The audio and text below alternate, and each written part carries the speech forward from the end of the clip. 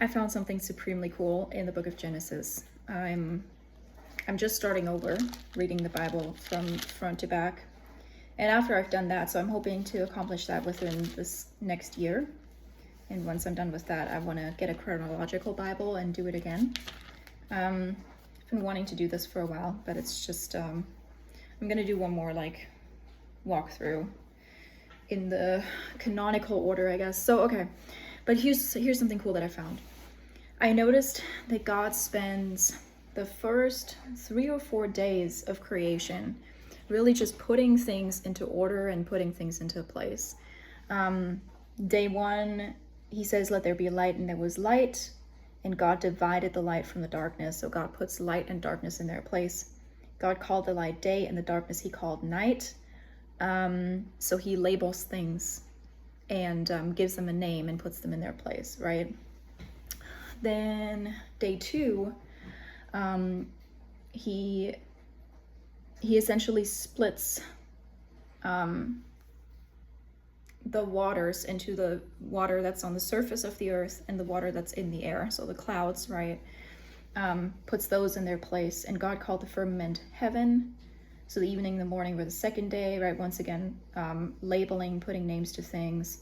Then day 3, God collects the waters under the heavens. So, he separates the water and the land. Now we have land mass and ocean.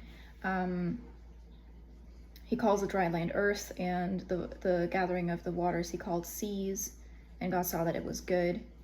And at this point, the earth brings forth plants as well. And then day 4, let there be lights in the firmament of the heavens to divide the day from the night, and let them be for signs and seasons and for days and years, and so on. God made 2 great lights, the greater light to rule the day and the lesser light to rule the night.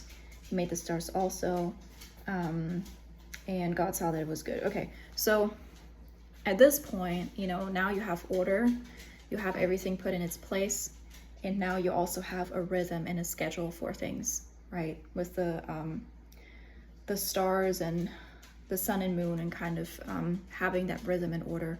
And it just really spoke to me because it made me think about, as women, most of us anyway, and in a normal scenario, obviously there are situations, and I think a situation like that is now, where there's need for Deborahs. But the default design for women that God has put into place is that we create and sustain order, and that we create and sustain rhythm so that life around us can thrive. As a housewife, as a mother, and a lot of women have, administrative skills, and they're good at organizing, and they love to organize. It's like, it's therapeutic in a way to organize and to label and to, make schedules and have like schedules that are color coded and God knows what. Like, I love it, right?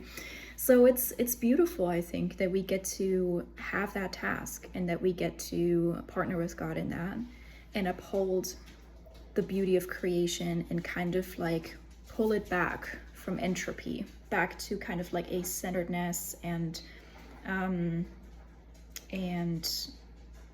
back to God's original beautiful design. So I hope that's encouraging for you today. And you can kind of see the moving mess still behind me. So once I'm done reading here and drinking my coffee, I'll get back to that and create order here, hopefully by the end of the week I'll be done with it all. But go create some order, go create some rhythm, and don't be discouraged by past failures, and don't think that it was wasted time if you set up a system and it didn't work, because now you know what didn't work, and now you can evaluate, okay, why didn't it work, and how can I kind of tweak it to make it work for me and my family, right? Don't be discouraged. Continue to fight entropy. It's a holy battle. Take it seriously, and don't be discouraged.